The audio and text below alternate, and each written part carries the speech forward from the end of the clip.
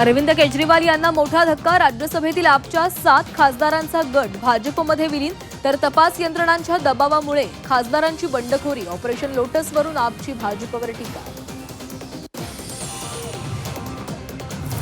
पुण्यामध्ये सुनेत्रा पवार समर्थकांची बॅनरबाजी, बॅनरवर भावी मुख्यमंत्री असा उल्लेख। फटाके फोडून कार्यकर्त्यांकडून जल्लोष, बहुमतानं निवडून येण्याचा विश्वास।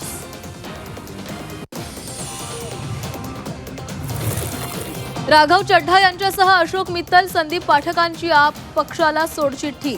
आपच्या खासदारांचा भाजपमध्ये प्रवेश, तर चड्ढा यांनी गद्दारी केली। आप नेते संजय सिंह यांचा आरोप।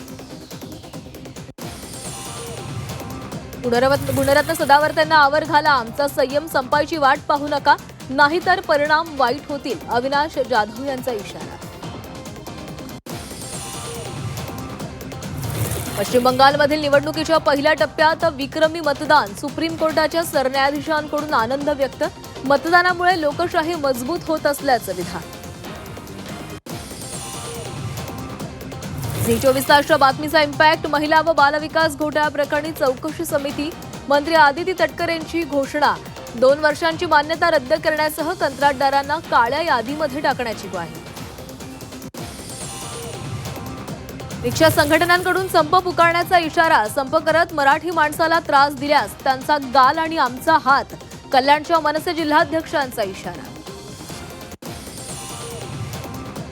ठाण्यामध्ये परप्रांतीय रिक्षा चालकाची मुजोरी। विरुद्ध दिशेने रिक्षा चालवत वाहतुकीमध्ये अडथळा। वाहतूक पोलिसांकडून रिक्षा चालकांवर गुन्हा दाखल। स्वतःला बाळूमामांचा अवतार सांगणाऱ्या भोंदू मनोहर भोसलेला पोलिसांकडून बेड्या। भोसलेवर महिलांवर अत्याचारासह आर्थिक फसवणुकीचे 4 गुन्हे दाखल। नाशिक लैंगिक अत्याचार आणि धर्मांतर प्रकरण। आरोपी दानिश शेखच्या फेस आयडीद्वारे मोबाईल अनलॉक करण्यात यश। मोबाईलमधील डेटा तपासण्याची प्रक्रिया सुरू। नाशिक धर्मांतर आणि लैंगिक अत्याचार प्रकरणी 4ही आरोपींना 6 दिवसांची पोलीस कोठडी। आरोपींची 29 तारखेपर्यंत पोलीस कोठडीमध्ये रवानगी।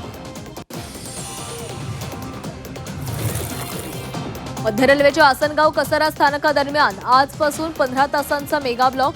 ब्लॉक दरम्यान रेल्वे सेवा पूर्णपणे बंद। नाशिक कसाऱ्यासाठी आसनगाववरून विशेष बस सेवा। मुंबईच्या दहिसरमध्ये रिक्षा चालकांच्या मराठी सक्तीवरून तुफान राडा। मनसैनिक आणि संजय निरुपम भिडले। 11 मनसे कार्यकर्त्यांसह निरुपम यांच्यावर गुन्हा दाखल, तर मराठी सक्तीवरून शिवसेनेतच 2 गट।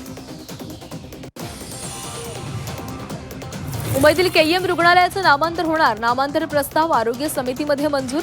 आता नवं नाव कौशल्य श्रेष्ठ एकलव्य स्मारक रुग्णालय असणार। विदर्भात उष्णतेची लाट अजून तीव्र होणार। पुढील 3 ते 4 दिवस पारा 45 अंशांवर राहणार।